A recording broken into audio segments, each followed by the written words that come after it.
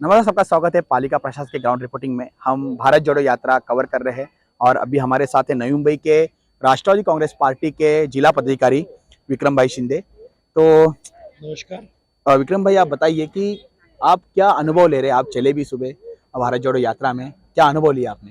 अच्छा, सबसे पहले तो मैं पूरे हिंदुस्तान की जनता की तरफ से राहुल जी का मैं दिल से आभार मानता हूं कि आज जो पूरे देश में जो क्रूशियल और पूरा नेगेटिव माहौल जो बना है, उसका मुख्य कारण आज युवा बेरोजगार है, लोगों को नौकरियां नहीं है, और जिनको नौकरियां हैं तो भी उनके कपात हो चुकी है। शेतकरी जो किसान जो देश का सबसे बड़ा घटक है, उनकी आज परिस्थिति आप देख सकते हो कि बहुत दयनीय परिस्थिति है। और सब पूंजीवाद के माध्यम से आज पूरा देश चल रहा है।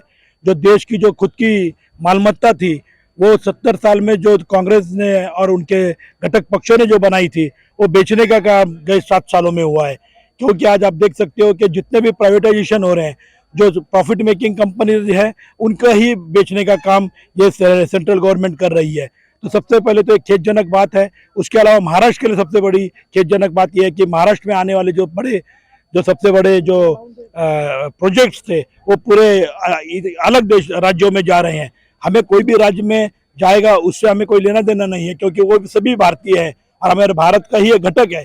लेकिन हमारे राज्य में आने वाले जो प्रोजेक्ट्स थे, वो जानीपूर्वक दूसरे राज्यों में लिए जा रहे हैं, जिससे कि महाराष्ट्र में बेरोजगारी हो और यहाँ के लोग हमेशा नतमस्तक ही रहे सेंट्रल गवर्नमेंट के और उनके अधीन रहे। तो ये सब चीजों को मद्देनजर रखते हुए आज राहुल जी गांधी साहब ने जो एक मूवमेंट स्टार्ट की है, ये लगता है कि 3,500 किलोमीटर चलना, और कोई भी आज यहाँ पर आप देख सकते हो किधर भी इलेक्शन की पार्श्वभूमि नहीं है, केंद्र में नहीं है और कोई भी जगह नहीं है, लेकिन एक विजन है कि ये देश के नागरिकों को वापस पारतंत्र में नहीं जाना चाहिए, किसी के गुलाम नहीं होना चाहिए। गुलाम इन द सेंस, अगर तुम प्राइवेटाइजेशन करने के बाद में तुम कुछ निजी कंपनियों को ये नागरिक गुलाम हो सकते हैं।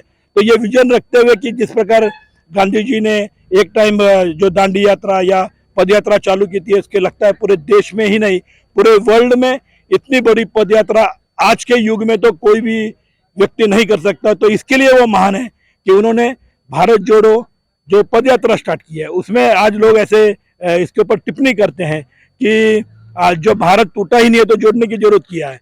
लेकिन मेरा एक कहना है कि आज आप देख सकते हो कि हर प्रांत वाइज आप सबको सेपरेट करने का काम कर रहे हो, लोगों में द्वेषभाव निर्माण कर रहे हो। हर लोकल लोगों में, जैसे महाराष्ट्र हो, गुजरात छोड़ के, गुजरात तो उनको लगता है कि उनकी खुद की एक मालमत्ता है, कर्नाटक है, केरला है, या फिर उत्तर में आप देख सकते हो बिहार है, यूपी है, झारखंड है, छत्तीसगढ़, सभी जगह पे लोकल लोगों के साथ मतभेद तैयार करके हर जगह द्वेष भाव का राजकारण करने का काम किया है।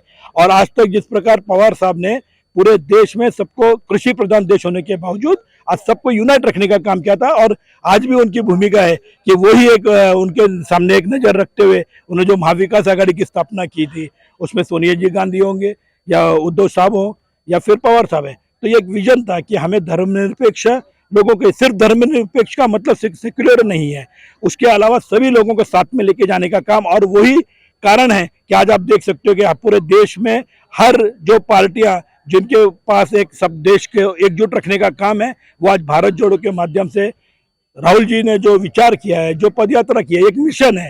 ये मिशन के पीछे और मोटो भारत के नागरिकों को एक साथ रखने का है, उसके लिए सब जुड़ते जा रहे हैं।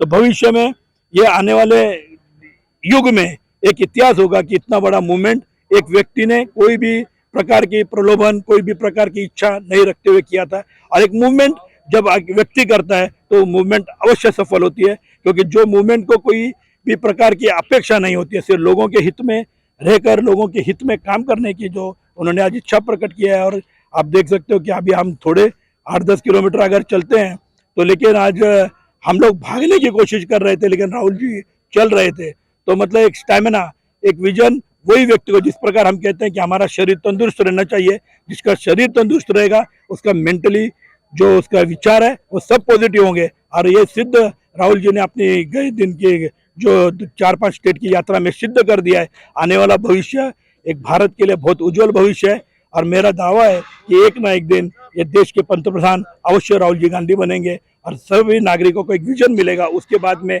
जो काया पलट ये देश में होगी, क्योंकि इनको एक पूर्वजों, इनके घर खानदान का ये वारसा है कि जिस प्रकार राहुल जी के पहले राजीव गांधी जब भी पंतप्रधान बने थे तभी लोगों ने टिप्पणी की थी जिसको राज्य शासन कोई एडमिनिस्ट्रेशन नहीं मालूम है, लेकिन आपको बताना चाहता हूँ कि कंप्यूटर युग का जो रेवोल्यूशन भारतवर्ष में लाया था वही राजीव गांधी जी थे। उसके पहले इंदिरा जी थी, इंदिरा जी को तो आयरन लेडी का एक किताब पूरे वर्ल्ड ने दिया था।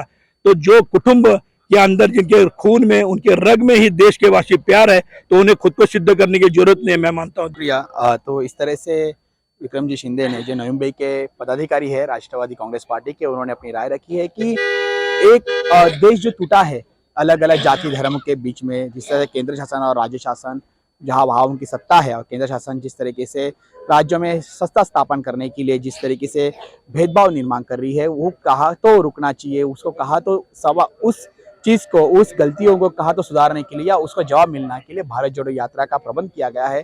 तो उन्होंने कहा कि भारत जोड़ो यात्रा से एक बहुत बड़ा रिवॉल्यूशन इस हिंदुस्तान में आ सकता है।